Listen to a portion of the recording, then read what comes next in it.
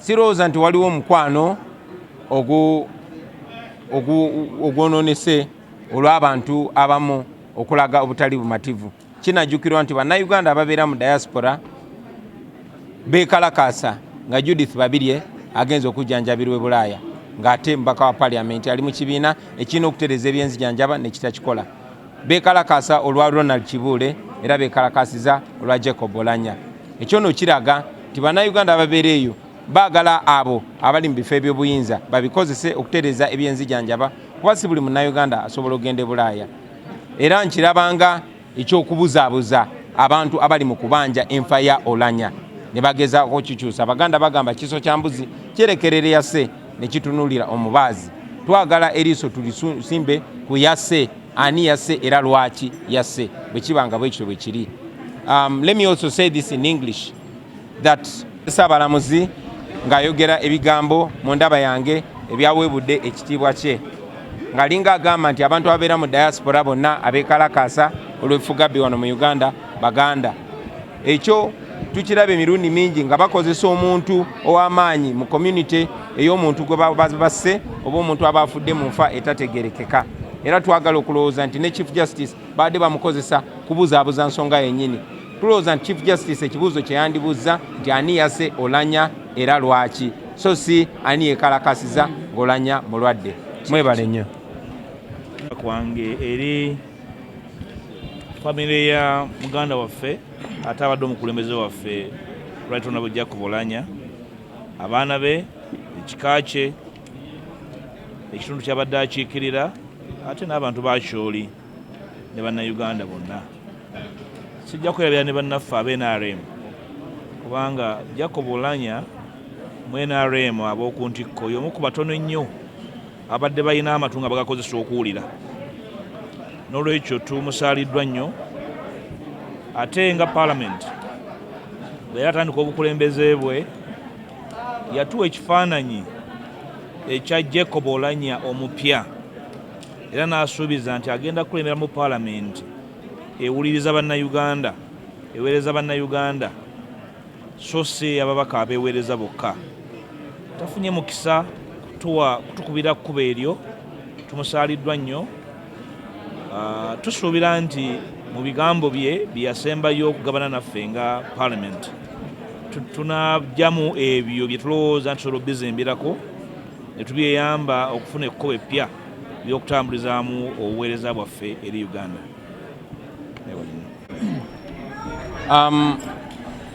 Ku lwange, ku lwa National Unity Platform, ku lwa Bannayuganda abasinga obungi, tutuusa okusaasira kwaffe eri famire ya Jacob Oulanyah, eri abantu ba Kyoli, eri Parliament n'eri Uganda yonna. Newankubadde tubadde n'ebirowoozo ebyawukana ne Jacob Oulanyah abadde omu ku Bannayuganda abagundiivu era tumufiiriddwa. Mpozi era tukozesa guno mukisa okwongera okusaba abo bekikwatako obuta ignoringa oba obutasuulirira amaloboozi agava mu famire ya Jacob Oulanyah mu bukulembeze bw'Abakyoli ne Bannayuganda b'enjawulo nga beebuuza lwaki abaana ba Akyoli bafa mu nfa etategerekeka. Era batulaze kuviira ddala ku Walter Chora, ku Julius Oketa, ku Paul Okech, Kardinal Oulanyah, bonna abafudde mu nfa etannyonnyolwa bulungi. Ekyo nno nze kyampadde ekyokulabirako era kansubire nti kijja kuwa abantu ab'enjawulo mu Uganda ekyokulabirako naddala abaffe wano mu Buganda nabo kibaleetere okubuuza ebibuuzo n'okubanja ansa ku baana baabwe abafa mu ngeri etategerekeka ng'abamu batemulwa kyere. Katusubire ekyo kinaabaleetera obuvumu ng'Abakyoli bwe balaze okubuuza ebibuuzo ebyo ate babanje ansa. Mwebale nnyo, mwebaliridde. The people living in the diaspora are not exclusively Baganda like some want to insinuate. I saw the unfortunate comments of the Chief Justice and I think he should be ashamed of himself because for somebody of such a high profile should be more uniting than divisive.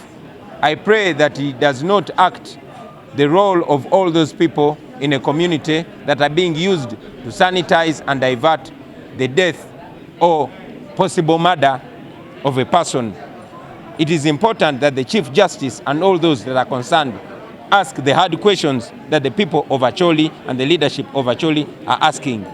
What was the real cause of the death of Jacob Oulanyah? Let those questions be answered. That's the most important question for any Ugandan, any Acholi to ask about the death of Jacob Oulanyah. Who killed him and why? Thank you. I would say that voices of politicians are not necessarily voices of the people. However, I will also reassert that what's more important here is to ask for the cause of death of Jacob Oulanyah. I see that as a convenient diversion from the most important questions that are being asked. What killed Jacob Oulanyah? Can it be investigated to its logical conclusion? The Baganda have a saying, Chiso chambuzi kirekerera eyase ne kitunulira omubazi. We should question about the cause of death of Jacob Oulanyah. Of course, I will also say that the people of Uganda living in the diaspora have demonstrated numerous times. They demonstrated against Judith Babirye when she went to seek treatment abroad. They demonstrated against Ronald Chibule when he went to seek medical attention abroad. And they also demonstrated against Jacob Oulanyah. In my view, that was demonstration against those that would be taking a more strong part in improving the healthcare system back here. But like I said, I would rather we spend this time giving respect to the family and loved ones of Jacob Oulanyah.